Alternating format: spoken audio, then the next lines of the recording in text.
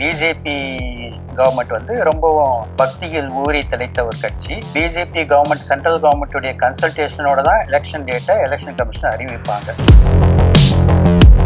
சங்கீதா ஒரு மிக பிரபலமான யூடியூப் சேனலுக்கு தனக்கு நடந்த கொடுமைகளை பற்றி ஒரு பேட்டி கொடுத்திருக்கிறாங்க அப்படின்னே செய்திகள் வருது. கிட்டத்தட்ட 2 மணி நேரம் போகக்கூடிய பேட்டி அது. இந்த விஷயம் தெரிஞ்ச பிறகு விஜய் அந்த சேனலுக்கு தொடர்பு கொண்டு அந்த பேட்டியை ஒளிபரப்ப வேண்டாம் அப்படின்னு சொல்லி 50 கோடி ரூபாய் நாங்க உங்களுக்கு கொடுக்குறோம், நீங்க அந்த பேட்டியை சங்கீதாவின் பேட்டியை ஒளிபரப்பாம இருக்கிறதுக்கு நாங்க 50 கோடி ரூபாய் கொடுக்குறோம். ஏற்கனவே சங்கீதா குற்றச்சாட்டு முன் வச்சிருந்தாங்களா சார், என்ன வீட்டுக்குள்ள கூட அனுமதிக்க மாட்டாரு, எனக்கு வீடு கூட இல்லைன்னு சொல்லியிருந்தாரு. அப்படி இருக்கும் போது எப்படி சார் வீட்டுல அரெஸ்ட் பண்ணி வைக்க முடியும் விஜயால? சங்கீதா விவகாரத்துக்கு பின்னால திமுக இருக்குது அப்படின்னு சொல்லிட்டு விஜய் கிட்ட கோல்டு காயின்ஸ் வாங்கிட்டு இருக்கிற சில பத்திரிகையாளர்கள் அபாண்டமா பேசியிருக்காங்க. த்ரிஷாவுக்கு விஜய் முன்னிறுத்தி தான் ஒரு முதலமைச்சர் ஆகணும் அப்படிங்கிற ஒரு அநியாயமான கனவு இருக்கு. விஜயுடைய அப்பா அம்மாவும் மகனை நல்வழிப்படுத்த முயற்சி பண்ணியிருக்கிறாங்க. அதனால அவங்களையும் தள்ளி வச்சுட்டாரு. விஜய்க்கு ஜால்ரா போட்டு கொண்டிருக்கிற ஒரு தவறான கும்பல், அந்த கும்பலை மட்டுமே நம்பிதான் விஜய் செயல்பட்டு கொண்டிருக்கிறாரு. என்னடி என்ன போய் சந்தேகப்படுற அப்படின்னு கேட்டதுக்கு, பின்ன ஒரு மனுஷன் கொண்டாட்டி கலந்து கொண்டு மாதிரி இருக்கும்போது ஒரு வப்பாட்டியை தேடி போறான்னாக்கா, பிள்ளைகள் அவங்களுடைய ஃப்ரெண்ட்ஸு அவங்கெல்லாம் என்ன கேட்பாங்க, என்னடா உங்க அப்பா வந்து யாரோ ஒரு நடிகை கூட இருக்கிற போட்டோ தான் அடிக்கடி வந்துட்டு இருக்குது, உங்க அம்மா கூட இருக்கிற போட்டோவே காணுமேன்னு கேட்கும்போது அந்த பிள்ளைகளுடைய மனசு என்ன பாடுபடும், அந்த மகனுக்கு ஆகட்டும் மகளுக்கு ஆகட்டும். அவங்க 2வது கல்யாணம் பண்ணிக்கலையா, இவர் வந்து வப்பாட்டியை வச்சுக்கலையா, அப்போ வந்து எங்க தளபதி வச்சுக்கிட்டா என்ன தப்புன்னு பேசுறது வந்து தற்கொலைத்தனம். நேயர்களுக்கு வணக்கம். இன்னைக்கு நம்ம கூட PRO வித்தகன் சேகர் அவர்கள் இணைஞ்சிருக்காங்க. அவங்க கிட்ட வழக்கம் போல நிறைய விஷயங்களை கேட்டு தெரிஞ்சுக்க போறோம். வாங்க நிகழ்ச்சிக்குள்ள போகலாம். வணக்கம் சார். வணக்கம் ராஜேஷ். நேயர்களுக்கு என் அன்பு வணக்கம். சார், நீங்க ஒரு முன்னாள் பத்திரிகையாளர். இப்ப பத்திரிகை துறை எடுத்துக்கிட்டோம்னா ஸ்கியூப் நியூஸ் அப்படின்ற வார்த்தை வந்து ரொம்பவே பிரபலமாச்சு.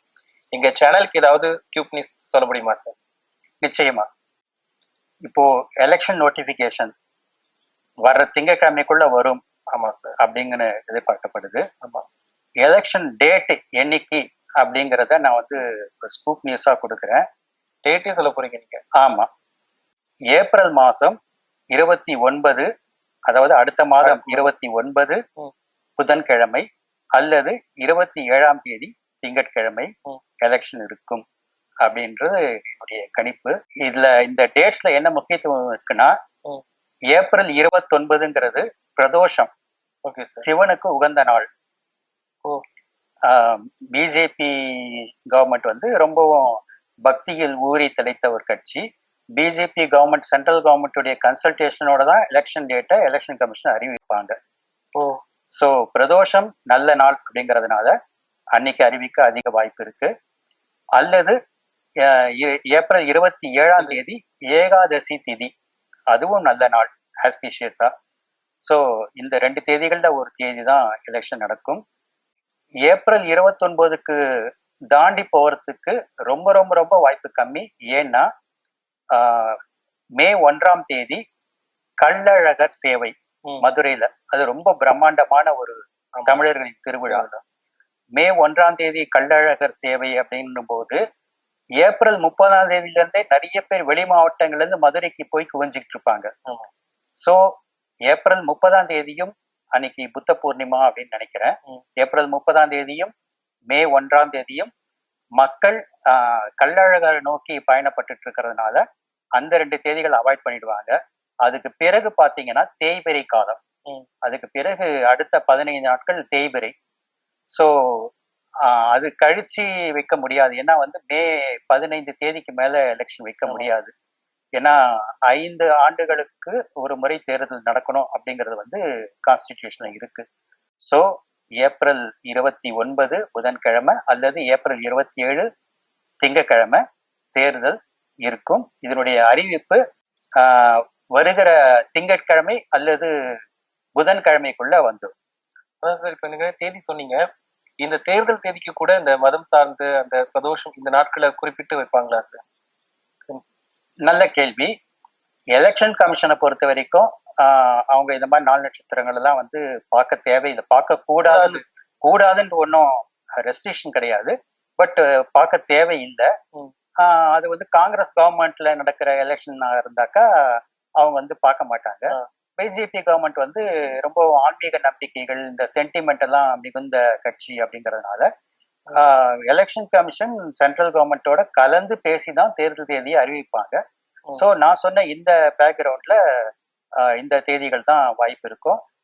சில பேர் சொல்றாங்க மே மாசத்துக்கு தள்ளி போகும் சொல்லிட்டு. 99% மே மாசம் தள்ளி போக வாய்ப்பு இல்லை. ஏன்னா வந்து மே 1ஆம் தேதியிலிருந்து தேய்பிறை தொடங்கிடுது. அதுக்கு பிறகு தள்ளி போடுறதுக்கு வாய்ப்பு இல்லை. ஏன்னா சட்ட சிக்கல்கள் இருக்கு. போன முறை வந்து மே மாசம் முதல் வாரத்திலேயே வந்து இங்க ஸ்டாலின் கவர்மெண்ட் பதவி ஏற்றுக்கொண்டாங்க. ஸோ அடுத்த வருகிற மே மாசம் அந்த தேதி வரும்போது காலாவதி ஆயிடும், கவர்மெண்ட் காலாவதி ஆயிடும். ஸோ காலாவதி ஆயிட்டு ஒரு நல்லிவையான ஒரு சுச்சுவேஷன் இருக்கக்கூடாது. அதனால அதுக்குள்ள இன்னொரு கவர்மெண்ட் ஃபார்ம் ஆகணும் அப்படிங்கிற ஒரு சட்ட நடைமுறைகள் இருக்கிறதுனால இந்த 29ஆம் தேதிக்குள்ள இருக்கும் அப்படிங்கிறது தான் கணிப்பு. Okay sir. இப்போ நம்ம தேர்தல் தேதியை விட ரொம்பவே பரபரப்பா பேசப்படுறது என்னன்னா விஜயோட மேட்டர் தான். விஜய் த்ரிஷா பத்தி நிறையவே பேசிட்டோம். இப்போ லேட்டஸ்டா ஏதாவது அப்டேட் இருக்கா சார்?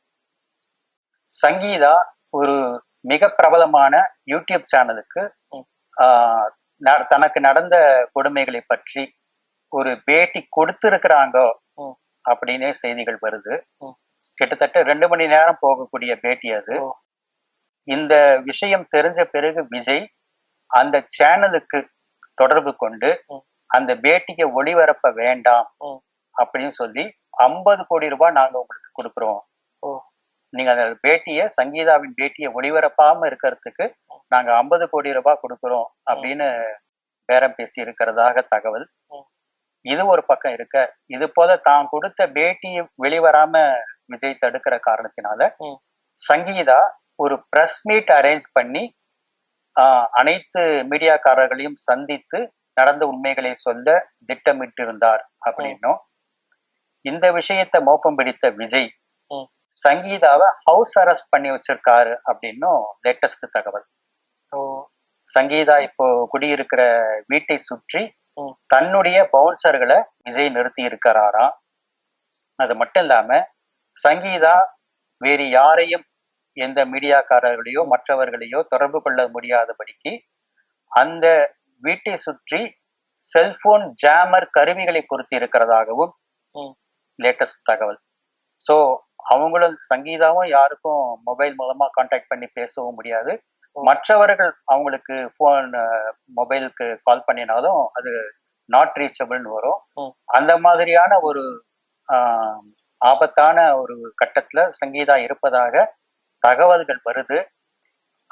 உங்களுக்கு தெரியும், சங்கீதா ஒரு ஈழத்து பெண்மணி. அதனால உலகெங்கும் வாழக்கூடிய ஈழத்து தமிழ் மக்கள் இந்த விஷயத்துல ரொம்பவுமே கவலை கொண்டிருப்பதாகவும், அவங்க எப்படியாவது சங்கீதாவை ஆபத்தில் இருந்து காப்பாற்ற வேண்டும் என்று அதற்கு தேவையான நடவடிக்கைகள் எல்லாம் முயற்சிகள் எல்லாம் மேற்கொண்டிருப்பதாகவும் லேட்டஸ்ட் தகவல் வந்திருக்கு. ஏற்கனவே சங்கீதா ஒரு குற்றச்சாட்டை முன் வச்சிருந்தாங்களா சார், என்னை வீட்டுக்குள்ள கூட அனுமதிக்க மாட்டாரு, எனக்கு வீடு கூட இல்லைன்னு சொல்லியிருந்தாரு.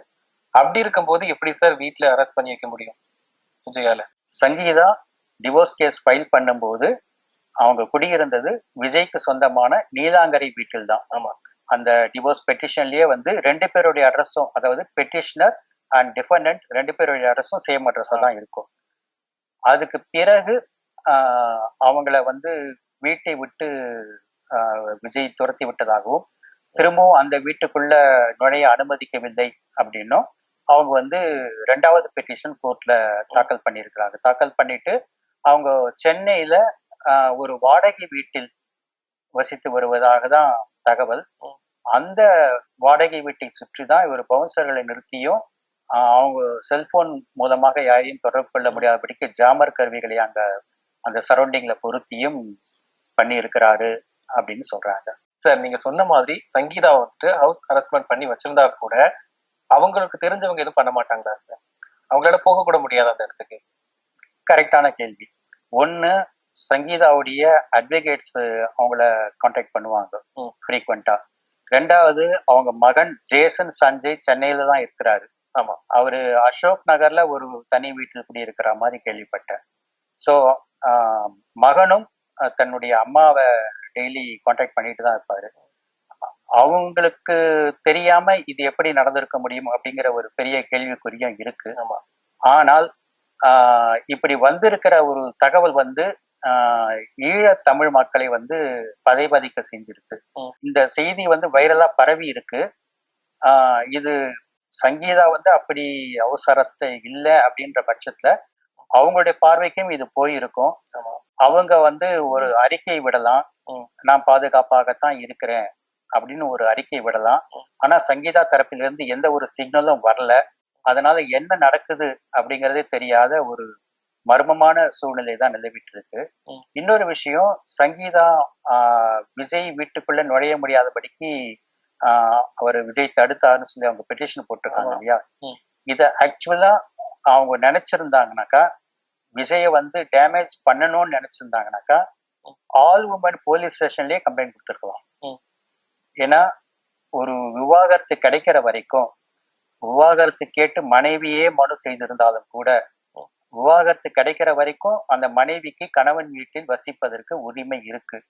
அதை மீறி நீ டிவோர்ஸ் கேஸ் ஃபைல் பண்ணிட்ட, அதனால என் வீட்டை விட்டு போ அப்படின்னு சொல்றதுக்கு கணவனுக்கு சட்டப்படி உரிமை கிடையாது. அப்படி செய்தால் அது குடும்ப வன்முறை சட்டத்தின் கீழே டொமஸ்டிக் வயலன்ஸ் ஆக்ட்ல வரும். டொமஸ்டிக் வயலன்ஸ் ஆக்ட் இருந்ததுனாக்கா அவங்க ஈஸியா ஆல்மன் போலீஸ் ஸ்டேஷன் போய் கம்ப்ளைண்ட் கொடுத்துருக்கலாம். ஆனா அவங்க விஜய் அந்த அளவுக்கு டேமேஜ் பண்ண நினைக்கல. அதனால்தான் கோர்ட் மூலமாகவே சுமூகமாக தீர்த்து கொள்ளதான் நினைக்கிறாங்க. இன்னொன்னு, இந்த விஷயத்துக்கு பின்னால, சங்கீதா விவகாரத்துக்கு பின்னால திமுக இருக்குது அப்படின்னு சொல்லிட்டு சில மூத்த பத்திரிகையாளர்கள்னு சொல்லிக்கிறவங்க, விஜய் கிட்ட கோல்டு காயின்ஸ் வாங்கிட்டு இருக்கிற சில பத்திரிகையாளர்கள் அபாண்டமா பேசியிருக்காங்க. அப்படி இதுக்கு பின்னால திமுக இருந்திருந்தால் ரெண்டு விஷயங்களை எப்பவோ பண்ணியிருக்க முடியும். ஒண்ணு, சங்கீதாவை பிரஸ் மீட் கொடுக்க வச்சிருக்க முடியும். ரெண்டாவது, இது போல ஒரு வீட்டுக்குள்ளே அனுமதிக்க மறுக்கிறாருன்ற விஷயத்துல நீங்க ஆல் உமன் போலீஸ் ஸ்டேஷன்ல கம்ப்ளைண்ட் கொடுங்க, நாங்க வந்து ப்ராப்பரா ஆக்ஷன் எடுக்கிறோம் சொல்லிட்டு கூட திமுக கவர்மெண்ட் சொல்லியிருக்க முடியும். ஆனா இது ரெண்டையுமே செய்யல அப்படிங்கிற பட்சத்துல இதுல வந்து திமுக கவர்மெண்ட்டோ அல்லது வேறு யாருமோ பின்னணியில இல்ல. இது முழுக்க முழுக்க சங்கீதா தான் பாதிக்கப்பட்ட நிலையில் இவ்வளவு காலம் பொறுமையாக இருந்து வேற வழியே இல்லாம இப்போ கோர்ட்டை நாடி இருக்கிறாங்க அப்படிங்கிறது தான் நிஜம். சார் நீங்க சொல்றது ஒரு புறம் இருந்தாலுமே சங்கீதா திட்டமிட்டுதான் வேண்டி அவதூறு பரப்புறாங்க அப்படின்ற மாதிரி சொல்லிட்டு இருக்காங்களா சார்? இதுல திட்டமிட்டு அவதூறுன்ற கேள்விக்கே இடம் இல்லை. கைப்புண்ணுக்கு கண்ணாடி தேவையா? என்ன நடக்குது அப்படிங்கிறது வந்து இப்போ நான் இண்டஸ்ட்ரியில இருக்கிறவன்ற முறையில எனக்கு முன்னாடியே தெரியும். நான் 2023 வருஷமே இது போல விஜய் த்ரிஷா தொடர்பு காரணமாக சங்கீதா மன உளைச்சல்ல இருக்காங்க. அவங்க கணவனை பிரிந்து வாழ்ந்து கொண்டிருக்காங்க. த்ரிஷாவுக்கு விஜய் முன்னிறுத்தி தான் ஒரு முதலமைச்சர் ஆகணும் அப்படிங்கிற ஒரு அநியாயமான கனவு இருக்கு. இதற்கு விஜய் இடம் கொடுக்க கூடாதுன்னு நான் பேசியிருக்கிறேன் 2023. ஸோ அதுக்கும் முன்னால இருந்தே சினிமா துறையை சேர்ந்த பல பேருக்கு தெரிஞ்ச விஷயங்கள் தான், நடக்கிற விஷயங்கள் தான். என்ன சொல்லப்போனா 2017 வாக்குல தன்னை சுற்றி இருந்த நம்பிக்கையான விசுவாசிகளை எல்லாம் விஜய் தூக்கி எறிஞ்சிட்டாரு. PRO PT செல்வகுமார், அப்புறம் ராம் அப்படின்னு ஒரு அக்கௌண்ட்ஸ் மேனேஜர், அப்புறம் ரவி ராஜா, இந்த மாதிரி தன்னை சுற்றி இருந்த நம்பிக்கையானவர்களை எல்லாம், ஏன்னா அவங்க எல்லாம் வந்து தன்னுடைய தவறான நடத்தைகளை சங்கீதா கிட்ட போட்டு கொடுத்துட்றாங்க அப்படின்னு அவர் நினைச்சிருக்காரு. நினைச்சதுனால அவர் நினைச்சதுக்கு ஒரு பேக்ரவுண்டும் இருக்கு, அதையும் நான் சொல்லிடுறேன். புலி படத்தின் ரிலீஸுக்கு பிறகு வருமான வரித்துறை ரெய்டு நடந்தது விஜய் வீட்டுல. விஜய் வீட்டிலையும் அவர் ஆபீஸ், அவரை சார்ந்தவருடைய இடங்கள், அந்த படத்தினுடைய ப்ரொடியூசர், அப்புறம் வந்து சேவியர் பிரிட்டோ, இந்த மாதிரி பல பேருடைய இடங்கள்ல ஐடி ரெய்ட் நடந்தது. ஐடி ரெய்ட்ல கண்டெடுத்த பல தகவல்கள்ல ஒரு தகவல் என்னன்னா, ஆண்டுதோறும் ஒரு சில குறிப்பிட்ட வங்கி கணக்குகளுக்கு ஒரு பெருந்தொகை விஜயுடைய அக்கௌண்ட்ல இருந்து டிரான்ஸ்பர் செய்யப்பட்டிருக்கு என்றும், அது யாருக்கு இந்த தொகைகள் வந்து வருஷா வருஷம் போயிருக்கு அப்படின்னும் வருமான வரித்துறை விசாரித்த போது அது ஒரு சில நடிகைகளின் வங்கி கணக்கு அப்படின்னு செய்திகள் சொல்லப்படுது. இந்த தகவல் யார் மூலமாகவோ சங்கீதாவின் கவனத்துக்கு போயிருக்கு. சங்கீதாவின் கவனத்துக்கு இது கொண்டு போனவங்க வருமான வரித்துறையை சேர்ந்தவர்களே கூட இருக்கலாம், யாராவது இருக்கலாம், அல்லது தேர்ட் பர்சன்ஸ் கூட இருக்கலாம். சங்கீதா உடனே விஜய் கிட்ட சண்டை போட்டிருக்காங்க. எதுக்காக அந்த நடிகைகளுக்கு நீங்க வருஷா வருஷம் பணம் அனுப்பிட்டு இருக்கீங்க இவ்வளவு பெரிய தொகைய அப்படின்ட்டு கேட்டு சண்டை போட்டிருக்காங்க. இதன் காரணமாக தன்னை சுற்றி இருந்த இந்த நபர்கள் தான், இந்த ராம், பி.டி. செல்வகுமார், ரவிராஜா போன்ற இவங்க தான் வந்து தன் மனைவி சங்கீதா கிட்ட இந்த விஷயத்த போட்டு கொடுத்துட்டாங்கன்ட்டு தப்பாக புரிந்து கொண்ட விஜய் அவங்க எல்லாத்தையும் வந்து அதிரடியா வெளியேற்றிட்டு புதுசா ஒரு டீமை தன்னை சுத்தி கொண்டு வந்து வச்சுக்கிட்டாரு. அப்போ வந்தவங்க தான் இந்த ஆதவர்ஜனா, அதுக்கு முன்னால ஜெகதீஷ் பழனிசாமி டிஆர்ஓ, இந்த மாதிரி சில நபர்கள். அது மட்டும் இல்லாம புஷி ஆனந்துக்கெல்லாம் வந்து அதுக்கு பிறகுதான் முக்கியத்துவம் அதிகமா கொடுத்துருக்கிறாரு விஜய். ஏன்னா புஷி ஆனந்த்லாம் கூட வந்து தனக்கு தான் விசுவாசமா இருப்பாங்க, தன் மனைவி சங்கீதாவுக்கு இந்த தகவலும் சொல்ல மாட்டாங்கன்றது விஜயோட நம்பிக்கை. இந்த தகவல்களை தெரிந்து கொண்ட எஸ்ஏசியும் ஷோபாவும் விஜயுடைய அப்பா அம்மாவும் மகனை நல்வழிப்படுத்த முயற்சி பண்ணியிருக்கிறாங்க. அதனால அவங்களையும் தள்ளி வச்சுட்டாரு. சோ முழுக்க முழுக்க தங்களுடைய சொந்த சுயலாபத்துக்காக விஜய்க்கு ஜால்ரா போட்டு கொண்டிருக்கிற ஒரு தவறான கும்பல், அந்த கும்பலை மட்டுமே நம்பிதான் விஜய் செயல்பட்டு கொண்டிருக்கிறாரு. சோ இவ்வளவு பின்னணிகள் இருக்கும்போது சங்கீதா வந்து விஜய் மேல அவதூறுகளை சுமத்துறார் அப்படின்னு சொல்றது வந்து முழுக்கவும் அபாண்டமானது. சங்கீதா ரொம்ப காலம் பொறுமை காத்து தன் கணவனை திருத்த முயற்சி பண்ணி அதில் தோற்று போயிருக்கிறார் என்பதுதான் உண்மை. சரி, இப்போ விஜய் த்ரிஷா இவங்களோட பிரச்சனை வந்து பெரிய அளவுல இருக்கு. வெளிய மக்கள் என்ன சார் சொல்றாங்க இவங்களை பத்தி? இந்த நிறைய நீங்க பலதர மக்கள்கிட்ட பேசியிருப்பீங்க, அவங்கள என்ன சொல்றாங்க சார் இவங்களோட கேஸ் பத்தி? உதாரணத்துக்கு எனக்கு தெரிந்த ஒரு கடைக்காரர், அவர் வந்து விஜயுடைய ரசிகர். வர எலெக்ஷன்ல கூட வந்து நான் விஜய்க்கு தான் ஓட்டு போடுவேன் அப்படின்னு சொல்லியிருக்கிறார். அவர் அப்படி சொன்னதுக்கு அவருடைய குட்டி பையனும் கூட காரணம். அந்த பையனுக்கு வந்து ஒரு 14-15 வயசா இருக்கும். அந்த பையனுக்கு ஓட்டு உரிமை கிடையாது. ஆனா அவன் சொல்லியிருக்கிறான், அப்பா நீங்க வந்து விஜய்க்கு தான் ஓட்டு போடணும்னு சொல்லியிருக்கிறான். சோ தன் மகனுடைய ஆசைக்காக விஜய்க்கு ஓட்டு போடுறதுக்கு அவரு தயாராக இருக்கிறாரு. அவரு என்கிட்ட சொன்னாரு, இது வந்து விஜய் த்ரிஷா விவகாரம் வந்து அவங்களோட தனிப்பட்ட விவகாரம், இதை எதுக்கு அரசியல் கொண்டு வந்து முடிச்சு போடுறீங்க, அந்த பர்சனல் விஷயங்களை வந்து நம்ம பொலிட்டிசைஸ் பண்ண வேணாமே அப்படின்னு அவர் சொல்லியிருக்காரு. நான் அவர்கிட்ட சொன்னேன், இப்போ என்கிட்ட நீங்க சொன்ன இதே விஷயத்த உங்க மனைவி கிட்ட சொல்லுங்க, அவங்க என்ன சொல்றாங்கன்றத எனக்கு நீங்க அடுத்த முறை பார்க்கும்போது சொல்லுங்க அப்படின்னு. அடுத்த முறை நான் அவரை சந்திச்சப்போ சொன்னாரு, சரி என் மனைவி இதை நான் சொல்லி கேட்டதுக்கு ஏன் உங்களுக்கு ஏதாவது துடுப்பு இருக்கான்னு கேட்டாங்க.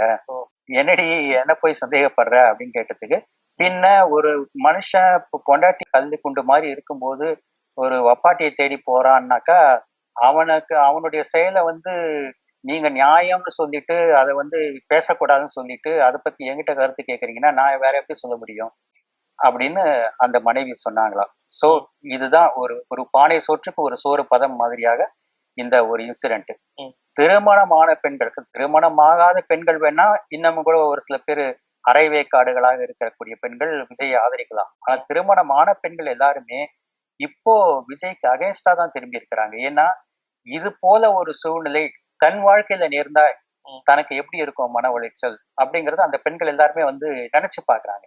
அதனால விஜயை ஆதரித்து கொண்டிருந்த திருமணமான பெண்கள் எல்லாருமே கூட இப்போ விஜய்க்கு எதிராக திரும்பி இருக்காங்கன்றதுதான் உண்மை. ஒரு சம்பவம் நான் சொல்றேன். ஒரு மேரேஜ் பியூரோல ஒரு பொண்ணு வீட்டுக்காரங்க வரன் தன் பொண்ணுக்கான வரன் கேட்டிருக்காங்க. அந்த மேரேஜ் பியூரோக்காரங்க வந்து ஒரு மாப்பிள்ளையோட வரனை காமிச்சிருக்காங்க. இந்த பையனுக்கு சிகரெட் பழக்கம் இருக்கா அப்படின்னு பொண்ணுடைய அப்பா கேட்டிருக்காரு. இல்ல சார், சிகரெட் வாடையே அவனுக்கு பிடிக்காதுன்னு சொல்லியிருக்காரு அந்த மேரேஜ் பியூரோக்காரரு. தண்ணி அடிப்பானான்னு கேட்டிருக்காரு. ஐயோ, அதெல்லாம் அவனுக்கு பழக்கமே கிடையாது சார், சோஷியல் ட்ரிங்கிங் கூட பண்ண மாட்டான் அப்படின்னு சொல்லியிருக்காரு. இப்படியே வரிசையாக ஒண்ணாக கேட்டிருக்காரு. எல்லாத்தையுமே வந்து அவன் வந்து இந்த கெட்ட பழக்கம் இல்லை, இந்த கெட்ட பழக்கம் இல்லை, நல்ல பையன் அப்படின்னு சொல்லிட்டு வந்திருக்காரு. எல்லாம் முடிஞ்சதுக்கு பிறகு அப்போ இந்த பையனை வந்து பொண்ணு பார்க்கறதுக்கு என் வீட்டுக்கு வர சொல்லுங்க அப்பா அம்மாவோட அப்படின்னு சொன்ன போதான் அந்த மேரேஜ் பியூரோக்காரரு தயங்கி ஒரு விஷயத்த சொல்லியிருக்காரு. சார், அந்த பையன் விஜய் ரசிகர் மன்றத்துல இருக்கான் அப்படின்னு தலையை சொல்லியிருக்காரு. உடனே பொண்ணுடைய அப்பா, ஐயோ சாமி, முதலுக்கே மோசமா போயிடுமே, நாளைக்கு அந்த பையனும் வந்து என் பொண்டாட்டி விஜய் பண்ண மாதிரி என் பொண்டாட்டியை விட்டுட்டு வப்பாட்டியை தேடிட்டு போனானா என் பொண்ணோட வாழ்க்கை என்னையா ஆகுறது? மற்ற எந்த கெட்ட பழக்கம் இருந்தாலும் பரவாயில்ல, தண்ணி அடிச்சிருந்தாலோ சிகரெட் பிடிச்சிருந்தாலோ எல்லாத்தையும் வந்து பொண்டாட்டி புத்திமதி சொல்லி திருத்த முடியும். ஆனா வப்பாட்டியை தேடிட்டு போனாக்கா அந்த அந்த மாதிரி மனுஷனெல்லாம் வந்து திருத்தவே முடியாதுயா, இப்படிப்பட்ட வரனே வேணாம் அப்படின்னு சொல்லிட்டு அந்த பொண்ணுடைய அப்பா சொல்லியிருக்கிறாரு. இதுதான் இன்னைக்கு கல்யாண சந்தையில இருக்கிற நிஜ நிலவரம். இது மாப்பிள்ளை பார்க்கிற பெண்கள் வீட்டார் மட்டும் இல்ல, பெண் பார்க்கிற மாப்பிள்ளை வீட்டார்களும் கூட அந்த பொண்ணு வந்து விஜய் ரசிகர் மன்றத்துல இருந்துச்சுனாக்கா, ஐயோ நான் வந்து எங்க அண்ணனுக்கு வந்து தங்கச்சியாவும் இருப்போம், தேவைப்பட்ட பொண்டாட்டியாவும் ஆகும் சொன்ன கும்பலை சேர்ந்த பொண்ணுலாம் என் வீட்டுக்கு ஒத்து வர சாமி அப்படின்னு சொல்லிட்டு கையெடுத்து கும்பிட்டு அதை வரனை தட்டி கழிக்கிறாங்க. இதுதான் இன்னைக்கு மார்க்கெட் நிலவரம். Okay sir. சார், லாஸ்ட் இன்டர்வியூல நம்ம வந்து விஜய் த்ரிஷா பத்தி பேசியிருந்தோம். அதுக்கு கீழே வந்து கமெண்ட்ஸ் நிறைய இருந்துச்சு. அதுல உங்களை ஃபாலோ பண்றவங்க வந்து நிறைய கமெண்ட் போட்டிருந்தாங்க. சார், இவ்வளவு நாள் எங்க போனீங்க சார், ஆளே காணோம் அப்படின்ற மாதிரிலாம் மெசேஜ் போட்டிருந்தாங்க. இதை பாத்தீங்களா சார்? பார்த்தேன். எனக்கு ரொம்ப சந்தோஷம். என் வேர்களாகவும் விழுதுகளாகவும் இருப்பது அந்த நேயர்கள் தான். அந்த நேயர்களுக்கு நான் ஒரு தெளிவுபடுத்திக்கிறேன். பல பேர் என்ன நினைச்சுக்கிட்டாங்க, நான் முன்ன பேசிட்டு இருந்த தொடர்ந்து டெய்லி வீடியோ பேசிட்டு இருந்த அந்த சேனல் வந்து எனக்கு சொந்தமான சேனல் என்று பல பேர் நினைத்து கொண்டிருக்கிறார்கள். நான் எந்த யூடியூப் சேனலையும் எந்த காலத்திலையும் இது வரைக்கும் நடத்தினது கிடையாது. அது இன்னொருத்தருக்கு சொந்தமான யூடியூப் சேனலை தான் நான் தொடர்ந்து பேசி கொண்டிருந்தேன். சில காரணங்களால அந்த சேனலில் பேசுவது நான் தற்காலிகமாக நிறுத்தி கொண்டேன். இப்போ வந்து ஃப்ரண்ட்வுட்ஸ் சேனலில் என்னுடைய பேட்டிகளை நீங்கள் தொடர்ந்து காணலாம். அது போல வேறு வேறு சேனல்களிலும் கூட நான் பேட்டிகள் கொடுக்க ஆரம்பிச்சிருக்கேன்.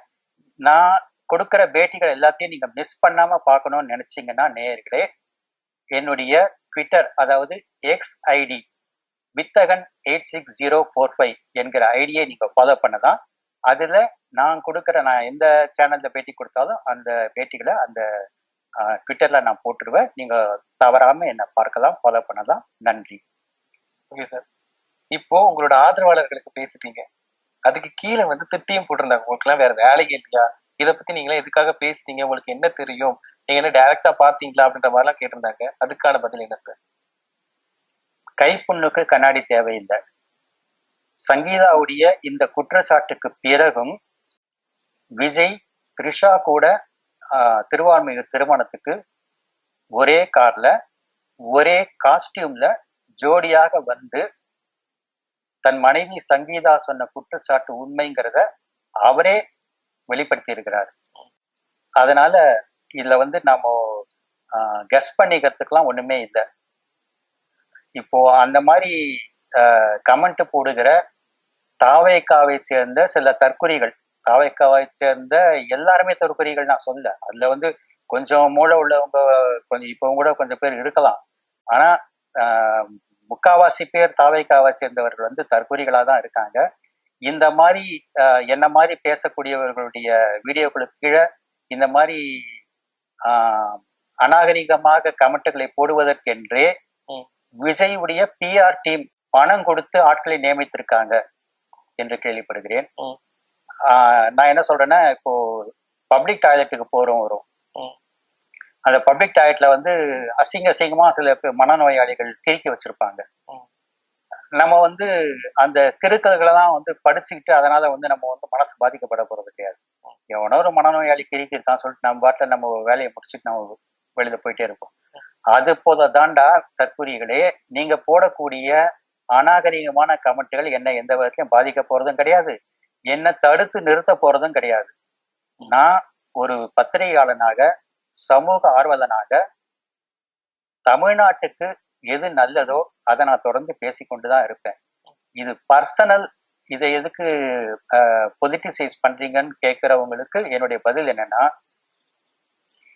இன்னொன்னு என்ன சொல்றாங்க, தமிழ்நாட்டுல வேற எந்த தலைவர்களுக்கு தான் வந்து 2வது மனைவி இல்லாம வந்திருக்காங்க அப்படின்லாம் கேட்கறாங்க. நான் என்ன சொல்றேன்னா, இப்போ எம்ஜிஆர் மனைவி ஜானகி அம்மாள் ஆகட்டும், கலைஞர் கருணாநிதியின் மனைவி தயாளு அம்மாள் ஆகட்டும், இவங்க யாராவது பொது தளத்துக்கோ அல்லது கோர்ட்டுக்கோ வந்து என் கணவருக்கு இன்னொரு பெண்ணுடன் தகாத தொடர்பு இருக்கிறது அப்படின்னு புகார் சொன்னாங்களா? இல்ல. அப்படி இருக்கும்போது அவங்க ஏதோ ஒரு வகையில வந்து சமரசமாகி கொண்டு வாழ்ந்து கொண்டிருந்தாங்க. ஆனா என் கணவருக்கு இன்னொரு நடிகையுடன் தகாத உறவு இருக்கிறது, இது எனக்கு, நான் எத்தனை முறை திருத்த முயன்றாலும் அவர் திருந்தவில்லை, இது எனக்கு மிகுந்த மன உளைச்சலை தருகிறது. அந்த நடிகை அவ்வப்போது என் கணவருடன் சேர்ந்து எடுத்துக்கொண்ட போட்டோக்களை வந்து அவங்களுடைய சோசியல் மீடியால போட்டுட்டே வராங்க, இது எனக்கும் என் குழந்தைகளுக்கும் மிகுந்த மன உளைச்சலை தருகிறது. ஏன்னா அவங்க பிள்ளைகள், அவங்களுடைய ஃப்ரெண்ட்ஸு, அவங்க எல்லாம் என்ன கேட்பாங்க, என்னடா உங்க அப்பா வந்து யாரோ ஒரு நடிகை கூட இருக்கிற போட்டோ தான் அடிக்கடி வந்துட்டு இருக்குது, உங்க அம்மா கூட இருக்கிற போட்டோவே காணுமேன்னு கேட்கும்போது அந்த பிள்ளைகளுடைய மனசு என்ன பாடுபடும், அந்த மகனுக்கு ஆகட்டும் மகளுக்கு ஆகட்டும். ஸோ இப்படிப்பட்ட ஒரு மன உளைச்சலை அந்த குடும்பத்துக்கு விஜய் கொடுத்து கொண்டிருக்கிறார். இன்னொரு விஷயம், ஒரு வாக்காளனாக என்னை ஆட்சி செய்ய வருகிறவன், எனக்கு முதலமைச்சராக வர நினைக்கிறவன் ஒழுக்கமானவனாக இருக்க வேண்டும் என்று எதிர்பார்ப்பது ஒரு வாக்காளனாக என்னுடைய உரிமை. அவங்க இப்ப 2வது கல்யாணம் பண்ணிக்கலையா, இவரு வந்து வப்பாட்டியை வச்சுக்கலையா, அப்போ வந்து எங்க தளபதி வச்சுக்கிட்டா என்ன தப்புன்னு பேசுறது வந்து தற்குறித்தனம். அவங்கெல்லாம் சரியில்லை, நான் மாற்று அரசியல கொடுக்க போறேன் அப்படின்னு சொல்லிதானே விஜய் அரசியலுக்கு வந்தாரு. அப்போ நீங்களும் வந்து அவங்கள மாதிரியே வந்து 2வது பொண்டாட்டி வப்பாட்டி எல்லாம் வச்சுக்கிட்டாக்கா அப்போ வந்து நீங்க வந்து மாற்று சக்தின்றதுக்கு என்ன அர்த்தம் இருக்குது? எனவே இதை வந்து ஒரு அரசியலுடன் சேர்த்த, அவர் அரசியல் கட்சி தொடங்கி இல்லாட்டி நம்ம இந்த அளவுக்கு உட்காந்து பேச போறதில்ல. அவர் நடிகரா மட்டும் இருந்திருந்தா இந்த அளவுக்கு நம்ம பேச போறதில்ல. உதாரணத்துக்கு ரவி மோகன், ஆர்த்தி, கெனிஷா விஷயம் இருக்கு. இதை நம்ம வந்து இந்த மாதிரி விவாதிக்க போறதுல, ரவிமோகன் விஷயம் வெளியில வந்தப்பவே என்கிட்ட சேனல்ல பேட்டி எடுத்தாங்க. அப்ப கூட நான் என்ன சொன்னேன், ரவிமோகனுக்கு வந்து அவங்க மனைவி தரப்புல இருந்து நிறைய மன உளைச்சல்களை கொடுத்துருக்கிறாங்கன்னு தெரியுது, அதனால வந்து அவரு இன்னொரு துணையை தேடி போயிருக்கிறாரு அப்படின்னு சொன்னேனே தவிர, நான் அந்த இடத்துல ரவிமோகனை நான் வந்து திட்டல, ஆர்த்தியவும் திட்டல. அதை வந்து எனக்கு தெரிஞ்ச ஒரு விளக்கத்தை நான் கொடுத்ததோட அதை கடந்து போயிட்டேன். ஆனா விஜய் வந்து அரசியலுக்கு வந்திருக்கிறாரு, நான் தமிழ்நாட்டில் நல்ல தூய ஆட்சி தரப்போறேன்னு சொல்றாரு. இது பொண்டாட்டி இருக்கும்போது ஒப்பாட்டியை வச்சுக்கிட்டு கொடுக்கறது பேர் தூய ஆட்சியா? பொண்டாட்டியை வந்து மன உளைச்சலுக்கு ஆளாக்குறது பேர் தூய ஆட்சியா? குடும்பத்தை நெருக்கதியாக விட்டுட்டு இன்னொரு பொண்ணுக்கு பின்னால சுத்துறது தூய ஆட்சியா? எனவே தூய ஆட்சியை நான் கொடுக்க போகிறேன் என்று சொல்கிறவருடைய தரத்துக்கு இது உகந்தது கிடையாது என்பதால் வாக்காளர்கள் எல்லாருமே இதை கேள்வி கேட்க உரிமை உள்ளவர்கள் தான்.